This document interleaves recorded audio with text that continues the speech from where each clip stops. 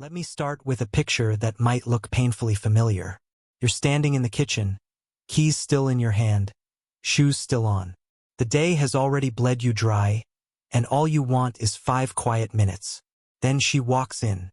Not angry, not loud, just off. Her face doesn't explode, it tightens. Her eyes scan you like she's collecting evidence for a case she hasn't told you about yet. Then she exhales, slow, cold, surgical. That sigh. You know the one. It's not just air leaving her lungs. It's respect leaving the room. You can almost hear the words that never come out. You're not enough. And the twisted part? She doesn't think she's doing anything wrong. She thinks she's being calm, mature, rational. She thinks she's the adult in the room. But what she's really doing, whether she knows it or not, is dismantling the man standing in front of her. Not with rage, but with disappointment so sharp it cuts cleaner than any scream ever could. You flinch before she even speaks. You apologize before she even blames you. And in that tiny moment of silence, something inside you breaks. Because you've been here before, haven't you? It always starts the same way. Quiet corrections. The little sighs. The subtle critiques. The, I'm not mad. I'm just tired. Death by emotional paper cuts. She doesn't hit you. She doesn't cheat. She doesn't yell. No, she kills you slower, by turning you into someone who spends every day trying not to make her sad. You stop making jokes. You stop expressing opinions. You stop being you. Because the cost of being yourself has become too high. And the worst part? You think you deserve it. Because deep down, you've been trained to believe that her happiness is your responsibility. That if she's distant, you did something wrong. That if she's unhappy, it's because you didn't try hard enough. That's how it begins, not with control but with conditioning. A slow, invisible erosion of your boundaries disguised as love. And by the time you realize what's happening, you're already gone. Not dead, just hollow. You wake up one morning, look in the mirror, and see a man who doesn't laugh the way he used to. A man who measures every word, every breath, every facial expression. A man who lives in his own house like he's walking through a minefield. And she'll say, "You've changed." But she'll never admit that she's the reason why. Because in her story, she's still the hero, and you're just the villain who couldn't make her happy. It never starts with shouting. It starts with suggestions. Subtle, harmless, wrapped in care. Maybe you shouldn't hang out with him so much. He's kind of immature. You don't need to go out tonight. We barely see each other. I just want us to spend more time together. Is that so bad? You agree because it sounds loving, even reasonable. You think she just wants me close. But that's how it begins. The quiet remodeling of your world until her comfort becomes the architecture of your life. At first, it's proximity. Then it's permission. Then it's personality. Your friendships fade, not because you want them to, but because keeping them costs peace. Your hobbies shrink, not because you lost interest, but because they don't fit the relationship anymore. Your opinions soften, not because you changed, but because every disagreement now feels like betrayal. And slowly, she teaches you a rule you'll live and die by. If she's not okay, nothing is okay. That's the hook. The quiet mental conditioning. You start to monitor her mood like a stock market, always checking the temperature, waiting for signs of a crash. A raised eyebrow becomes a warning sign. A sigh becomes an emergency siren. You start apologizing for things you haven't even done yet, just in case. And here's where the trap gets deeper. She rewards compliance with warmth. When you yield, she softens. When you agree, she smiles. When you change for her, she says, "Now you're finally listening." Your brain learns this pattern: submission equals peace. But it's not peace. It's conditioning. You're being trained like a dog. Not through cruelty, but through affection rationed just right to keep you chasing the next approval. And soon, you're addicted to her validation the way a gambler's addicted to the slot machine. Not because you win often, but because the rare wins keep you hooked. She doesn't have to scream. She just has to withhold. Her silence becomes punishment. Her affection becomes reward. And you become predictable. That's when she starts reshaping your identity. Piece by piece. You stop wearing what she doesn't like. You stop talking to people she doesn't vibe with. You stop making choices that might stress her out. At first, you tell yourself it's compromise. It's love. It's being a good partner. But in truth, it's submission disguised as care. And every act of submission erases a little more of the man you used to be. The tragedy is, most men never notice this happening. They think they're evolving, growing into a better man. But look closely and you'll see it's not growth. It's decay. You're pruning yourself down to whatever version of you she can tolerate. And what's left after years of this? A man who's polite, agreeable, careful, and completely hollow. A man who doesn't dream, doesn't decide, doesn't dare. A man who's traded authenticity for approval and still isn't loved for it. Because here's the cruel truth. The more you try to please her, the less she respects you. The more you bend, the more she leans. The more you sacrifice, the more she expects. Until one day she says, "You're not the man I fell in love with." And she's right.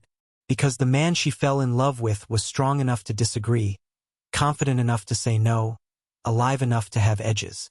You sanded all that down to keep her happy, and now she's bored of the smoothness. That's the paradox. The moment you give up your fire to keep her warm, she stops feeling the heat that drew her in. And then she looks at you with that same disappointed sigh that started it all, not realizing she's the one who killed the man she's now missing. There comes a point when something inside you quietly breaks. Not in a loud cinematic way, no shouting, no thrown plates, no dramatic exits. Just a silent click somewhere deep in your chest. The moment you realize that nothing you do, say, or sacrifice will ever be enough.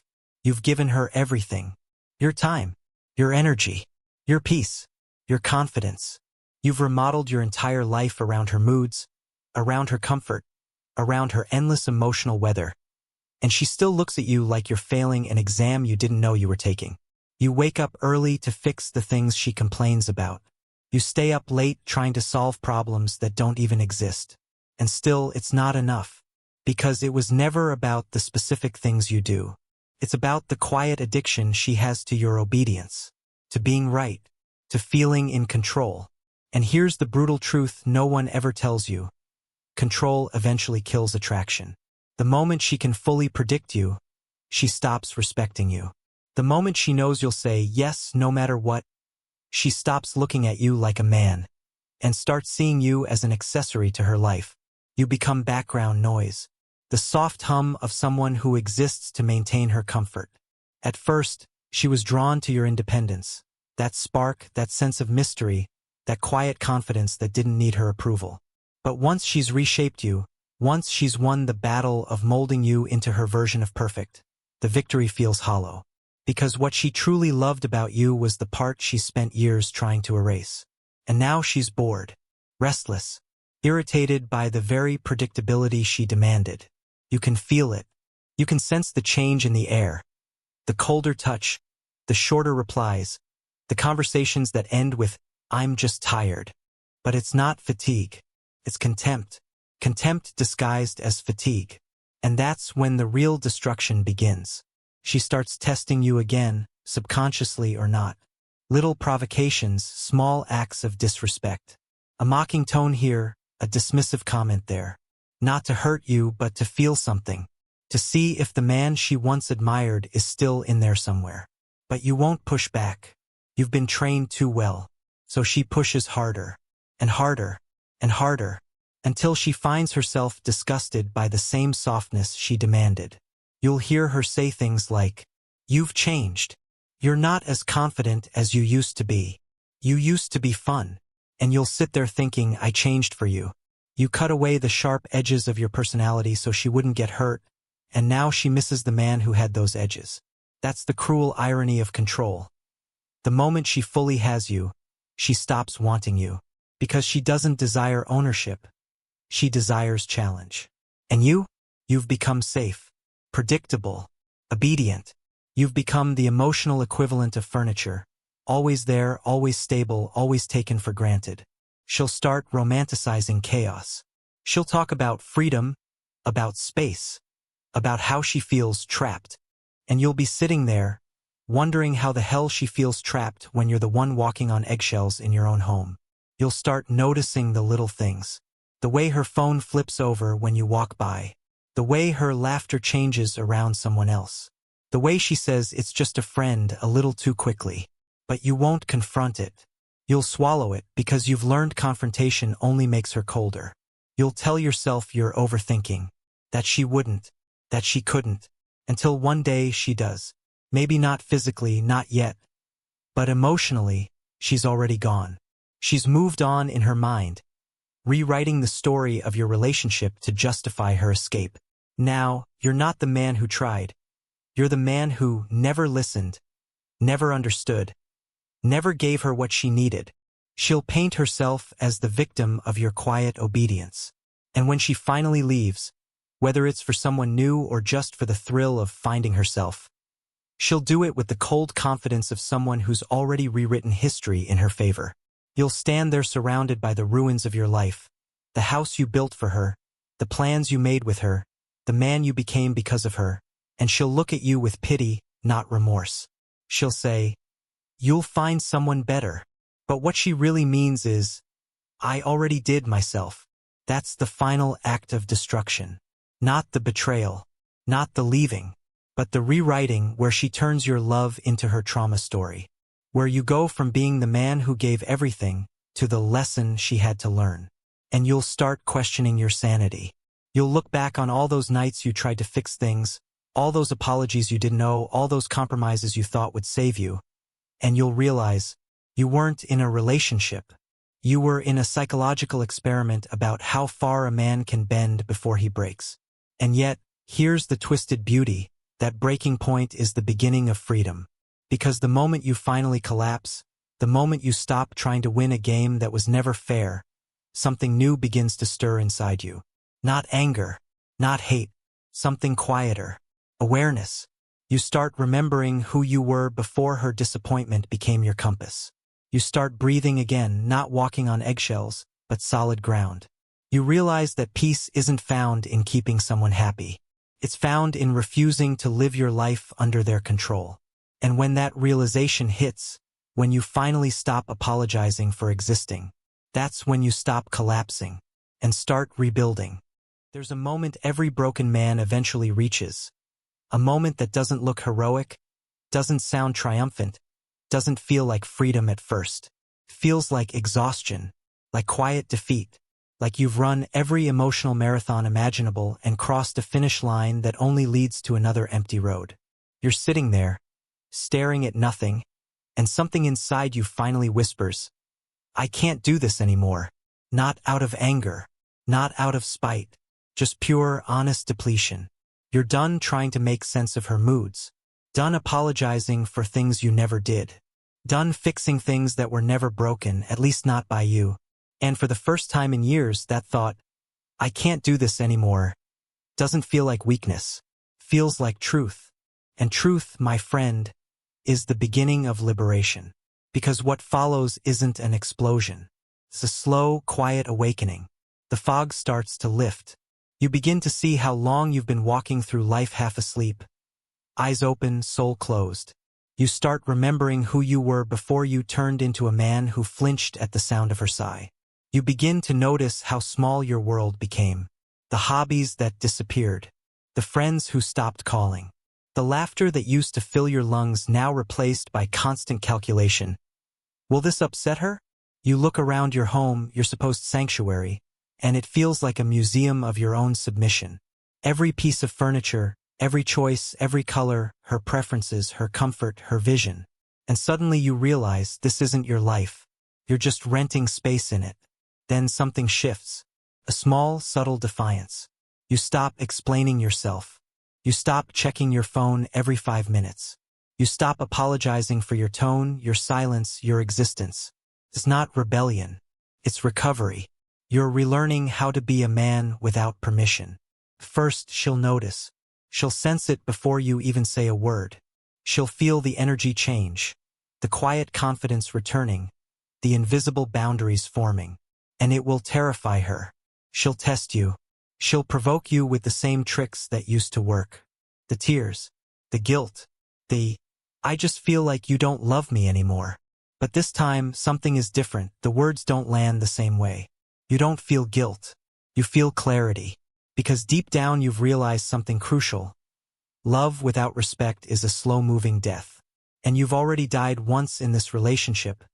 Piece by piece, year by year. You're not dying again. So you stand your ground. Not with rage, not with shouting, but with unshakable calm. You stop chasing her mood. You stop explaining your worth. You stop begging to be seen. And that's when she finally sees you.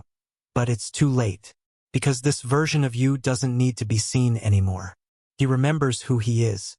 He's the man who once dreamed freely, laughed loudly, lived without checking someone's emotional weather forecast. He's the man who could walk into a room and change its energy, not because he demanded attention, but because he carried presence. He's the man who stopped mistaking compliance for love. And now, as you sit in that same kitchen, the place where her sigh once crushed you, the silence feels different. It's not heavy anymore. It's peaceful. For the first time, silence belongs to you. You realize she never truly destroyed you. She just handed you the blueprint for how to rebuild yourself stronger. Every manipulation, every guilt trip, every tear that wasn't about love but about control. It all taught you something she never intended to teach. How to live without her. You start taking back small pieces of your soul. You call an old friend you ghosted years ago because she didn't like him. You go for a drive with no destination, no text to explain where you are. You cook something the way you like it, not the way she preferred. You rediscover what it feels like to exist without waiting for permission to breathe. And it hits you, this isn't loneliness. This is freedom in its rawest, purest form. You start noticing colors again. Music sounds different. The world feels wider. You realize that peace doesn't roar. It hums quietly when you stop apologizing for needing it. She might reach out one day, maybe weeks later, maybe months, saying she misses the old you. And you'll smile because you finally understand the old you she misses was the version of you who tolerated her chaos. That man is gone. You're no longer her emotional caretaker, her project, her mirror. You're a man again, whole, imperfect, alive. And here's the real twist. When you finally stop trying to make women happy at the expense of yourself, when you reclaim your boundaries and your purpose, something shifts in how the world sees you. Women sense it. They recognize it. They feel it in the way you move, in the calm behind your eyes, in the silence that no longer apologizes for existing. Because true masculinity isn't loud. It's not reactive. It's not begging to be noticed. It's steady. It's rooted. It's free. You start realizing that you were never meant to be her entire world. You were meant to build your own and let her orbit it by choice, not by control. And maybe, one day, you'll meet someone new. Someone who doesn't flinch at your independence, doesn't fear your strength, doesn't punish your calm. Someone who doesn't need to tame you to feel safe. Someone who stands beside you, not above you. But even if you walk alone for a while, it won't feel empty. Because once a man tastes peace after years of chaos, solitude stops feeling like loneliness. It feels like oxygen. You'll look back one day and realize she didn't ruin you. She revealed you. She forced you to meet the version of yourself that doesn't beg, doesn't chase, doesn't crumble. The version that remembers his worth without needing anyone to validate it. And when that day comes, when you walk past her memory and feel nothing but quiet gratitude, that's when you'll know you've truly healed. Because freedom isn't leaving her. Freedom is when she can no longer live rent-free in your mind. And that's the day a man finally comes home. Not to her, not to anyone else, but to himself.